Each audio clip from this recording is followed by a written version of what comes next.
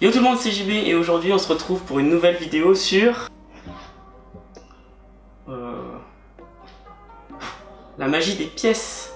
La magie des pièces est une de mes magies préférées et je crois qu'en fait je vais nulle part sans au moins une pièce sur moi. C'est une magie très visuelle et très esthétique et qui demande beaucoup de travail parce qu'elle passe en majeure partie par la gestuelle. Alors il y a beaucoup de paramètres à prendre en compte lors des tours de pièces, ou alors aussi bien avec les balles mousse ou des petits objets, etc. Alors je vais partir sur une base simple qui sera en fait le French Drop et que je rangerai dans la catégorie des faux dépôts. Donc le French Drop c'est comme ceci. Alors pour qu'un faux dépôt soit convaincant, il faut que vous y croyez vous-même aussi, et le but ultime étant de ne pas pouvoir différencier lorsque vous prenez la pièce ou non. Donc je vais réaliser deux faux dépôts, deux French Drop, et vous allez devoir deviner quand est-ce que j'ai la pièce ou non.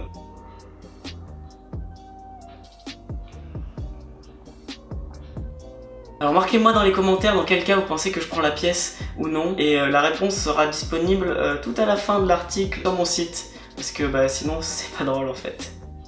Alors le premier travail lors d'un faux dépôt c'est le regard. Le regard doit toujours être porté sur la main qui est censée tenir votre pièce. Donc en fait ça permet justement au public de se concentrer sur la main que vous regardez et moins sur la deuxième main. Car on part en fait du principe que le public regarde la majeure partie du temps là où le magicien regarde. Donc si je réalise mon faux dépôt comme ceci, votre attention va être portée sur ma main si je la regarde. Donc si vous êtes vraiment focus sur votre autre main, le regard va être porté forcément sur celle-ci. Alors ensuite, le but c'est de rendre l'autre main la plus naturelle possible. Donc ce qu'on va faire, c'est que une fois qu'on a récupéré la pièce, on va juste se détendre, relâcher les doigts et prendre une position qui est un peu plus naturelle et qui laisse sous-entendre qu'il n'y a plus rien dans l'autre main. Alors ça vaut aussi le cas pour d'autres faux dépôts comme celui-ci par exemple, où on essaye en fait de garder la main le plus naturel possible. Donc une fois qu'on a rendu notre main naturelle, sur la main qui est censée apporter la pièce, on va en fait la déplacer de manière courbée, afin que le spectateur ne puisse pas directement s'attendre au point où vous allez arriver. Donc en fait quand on se déplace d'un point A à un point B, et si le spectateur arrive à prédire le point B, il va plus facilement et plus vite surtout retourner vers l'autre main. Donc on réalise un mouvement comme ceci plutôt que comme ceci. Donc selon la technique utilisée, on peut ajouter plusieurs mouvements pour convaincre en fait le spectateur que justement la pièce a disparu, ou qu'elle n'est plus dans une main, plus dans les deux mains, ou alors qu'elle est justement dans une main alors qu'en fait elle est dans l'autre. Donc parmi ces mouvements, selon ce que vous voulez faire, on peut par exemple ici rajouter un petit mouvement de poids comme si en fait il y avait vraiment quelque chose dans votre main. Donc c'est ce petit mouvement de poignet, donc qui marche aussi avec tout ce qui est balle mousse et petits objets, et alors qu'en fait il n'y a absolument rien et que la pièce est restée de l'autre côté. D'ailleurs une pièce c'est pas censé être assez lourd pour vous faire descendre l'avant, mais bon, c'est vraiment quelque chose qui rajoute un impact et qui montre que la pièce se trouve forcément dans cette main, alors que non. Pareil pour le French Drop, on rajoute, j'aime bien rajouter ce petit mouvement sur la fin pour montrer que la pièce est dans cette main, donc c'est pas le ma italien, ma c'est vraiment que pour montrer qu'il y a un peu de poids dans cette main, alors qu'en fait il n'y en a pas, c'est vraiment resté de l'autre côté.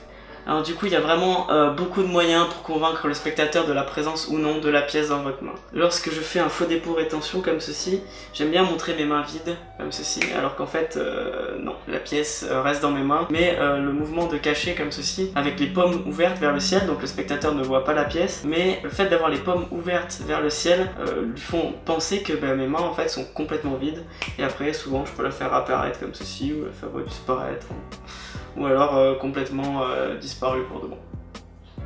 Ou pas, je l'ai refait en fait, putain qui est trop du cul.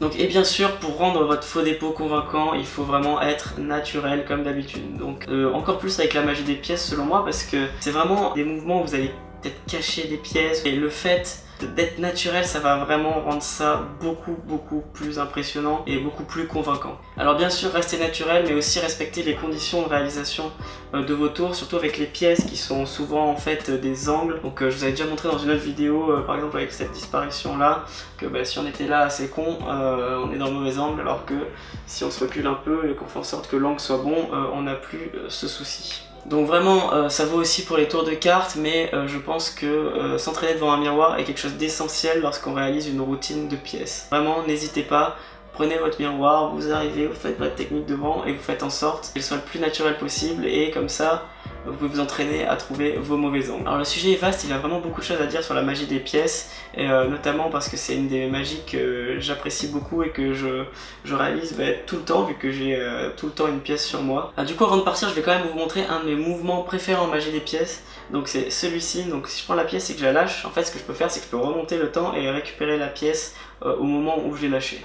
Je vous dirai dans une autre vidéo, ou peut-être si je suis sympa dans l'article, le nom de cette technique, comme ça vous pourrez la retrouver si jamais ça vous intéresse. Alors comme d'habitude, je vous invite à laisser en commentaire tous vos avis, vos techniques, ce que vous préférez. Vraiment, n'hésitez pas à me poser même des questions parce que je lis tous vos commentaires. Bon, après, il n'y en a pas des tonnes pour l'instant, donc ça va, c'est pas trop long de tout lire. Et aussi, n'hésitez pas à lâcher un petit pouce bleu en cliquant sur le bouton en bas, juste pour voir s'il marche en fait, parce que des fois il marche pas. Juste si vous cliquez normalement, voir s'il s'enfonce bleu, enfin du coup ça m'aiderait vraiment. Ouais. Allez, tchuss!